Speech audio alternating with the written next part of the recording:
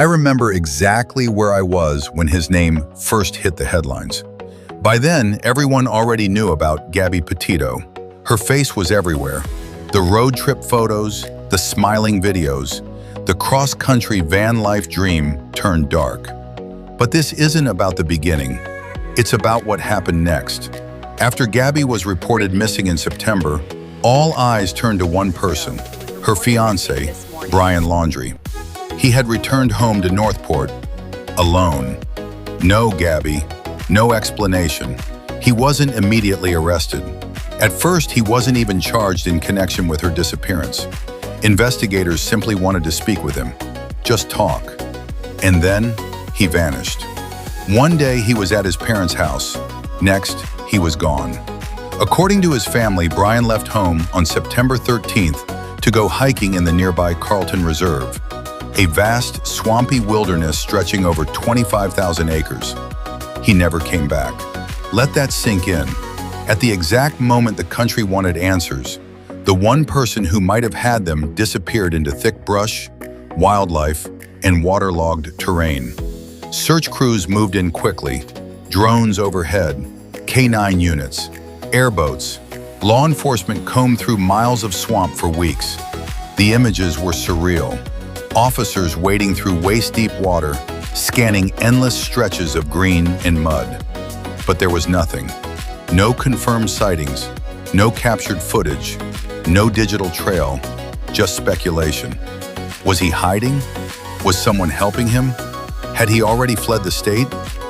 In a world of cell towers, traffic cameras, and constant digital footprints, it felt impossible that someone could just slip away like that. Then on September 19th, the case shifted again.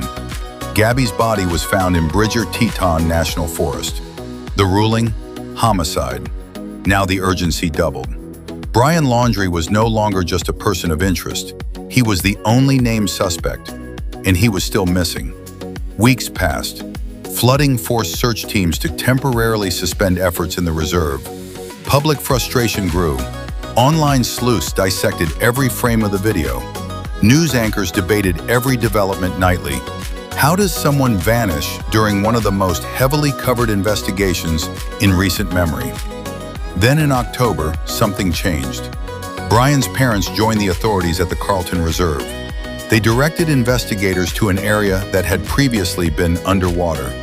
Within hours, items were discovered: a backpack, a notebook, and eventually, partial human remains. Dental records confirmed it was Brian Laundrie. Later, the FBI announced that he had died from a self-inflicted gunshot wound.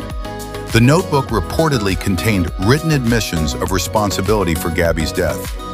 Just like that, the manhunt ended. But closure? That's more complicated, because even with an official conclusion, the case still lingers in the public mind. Questions remain about timing, about what his parents may have known, about whether anything could have unfolded differently. There's something deeply unsettling about how it all happened. Two young people set out on a road trip across America. One never made it home. The other returned, then disappeared into a swamp while the entire country watched. Real life doesn't follow neat storylines. There's no dramatic courtroom finale here, no cross-examination, no televised confession. Just loss and silence.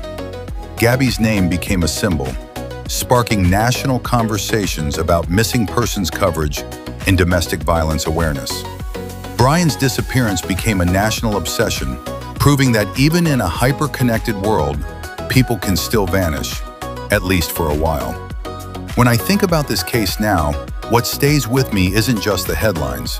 It's the timeline, how quickly everything shifted, how suspicion turned into a nationwide manhunt, how the wilderness seemed to swallow a suspect whole and then slowly gave him back.